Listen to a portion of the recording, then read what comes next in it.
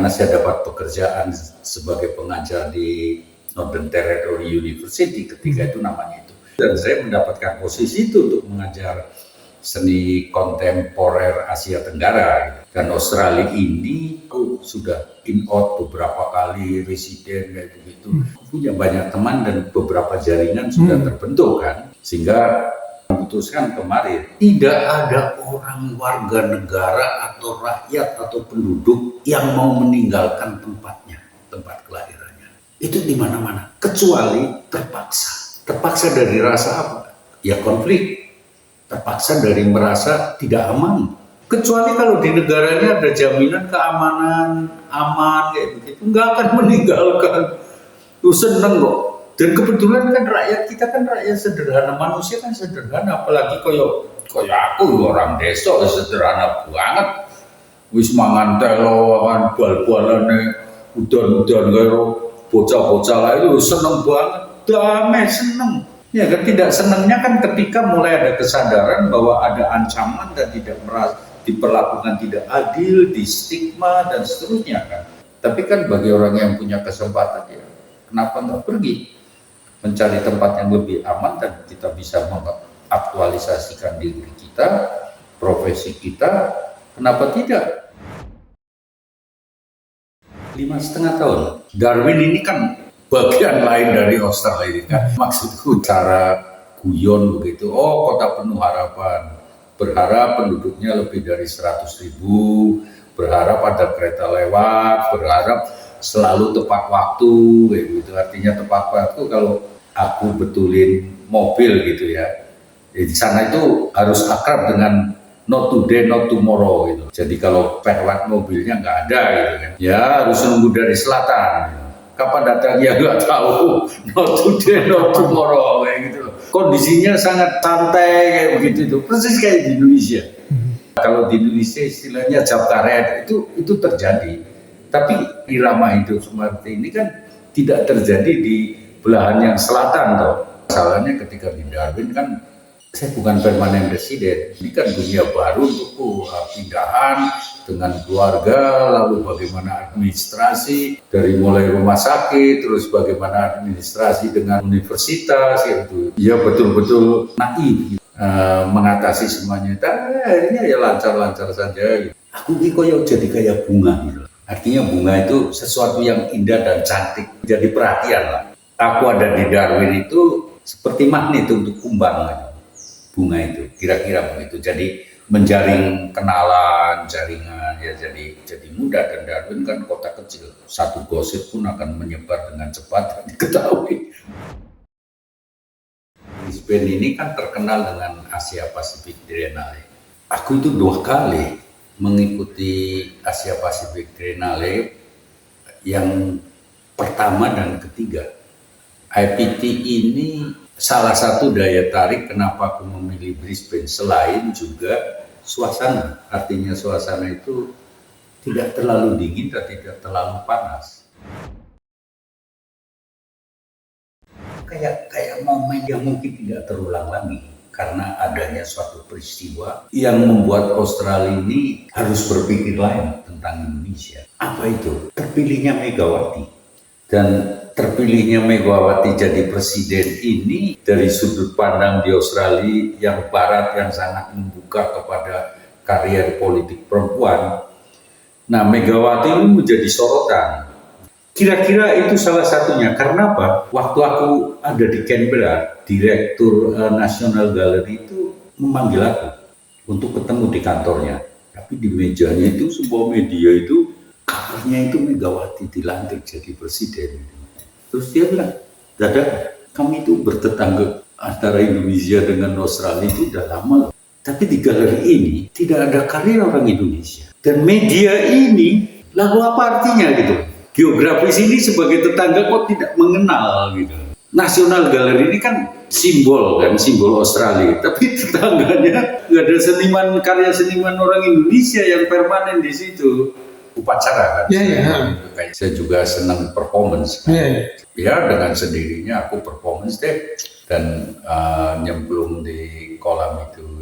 Nah, orang-orang Australia ini kan sebagian juga ngerti bahwa jarang sekali orang Indonesia itu bisa berenang. Nah, ketika nyemplung itu mereka juga khawatir, apalagi aku suruh gitu. Tapi aku nggak tahu, tahunya ketika diceritakan, wah kami sempat takut sekali loh, dan hampir menyuruh orang untuk menyelamatkan kamu. Padahal itu kan bagian dari performingku loh. Dan karya itu kan diberi judul Head from the North. Ya. Ketika aku membuat judul itu kan sebenarnya kayak cynical, artinya bahwa apa yang terjadi di utara itu orang Australia kan umumnya nggak ngerti. Inspirasinya kalau dari wajah kan ada 6 model yang perubahan wajahnya tidak banyak deh. Inspirasi dari wajah papa mamaku, jumlahnya 6566, angka yang paling signifikan dan selalu yang mengikutiku, membuat kadang tidur tak nyenyak, tapi satu sisi juga membuat energi untuk healing, dan juga ada energi untuk aku tidak seperti yang kalian bilang bahwa mati, bahwa mampuslah kau keluarga PKI. Ya, National Portrait Gallery ini kan achievement bagi art and business ya. Jadi semua businessman atau orang dan olahragawan. Aku dikontak deh sama Sherman Gallery. Ada seorang fotografer yang namanya Hariko, orang Malaysia. Dia pengen memotret kamu dan ada kemungkinan antara kamu dengan Hariko itu sebagai achievement orang yang berprestasi pada Australia. Lalu Hariko, waktu itu aku tinggal di Darwin, terus ngobrol, terus aku punya idenya itu aku pengen foto kepalaku, karena kepala ini merupakan sesuatu simbol yang signifikan. Nah, kepala ini direndam dengan latar belakang pantai, karena pantai ini tempat kuburan massal ketika 6566 genosida itu, seperti kayak di Tegal gitu. Dan di daerah Pemalang, Pekalongan, aku pernah mengunjungi itu tempat-tempat sites pembantaian, karena di pantai itu kan zaman itu kan sepi. Ide itu Hariko senang. Nah ini yang dramatis. Pasti Hariko ingat, dan dengan lukunya begitu, bawa ember, bawa skop untuk segi teknisnya, untuk menggali dulu lubang, lalu tubuhku dibenamkan ke situ, tinggal batas kepala jadi dibenamkan di pasir pantai. Terus latar belakangnya itu laut. Wah, pagi-pagi itu jam 4 atau jam berapa, pokoknya kejar persis mataharinya bagus gitu. Datang harus pagi, kita berdua tubuh ya kira-kira untuk bisa duduk begini, ditimbun dengan pasir itu. Nah, baru sadar itu ada ombak. Wah, ini kalau gede gimana? Kalau sampai hidung aja kan?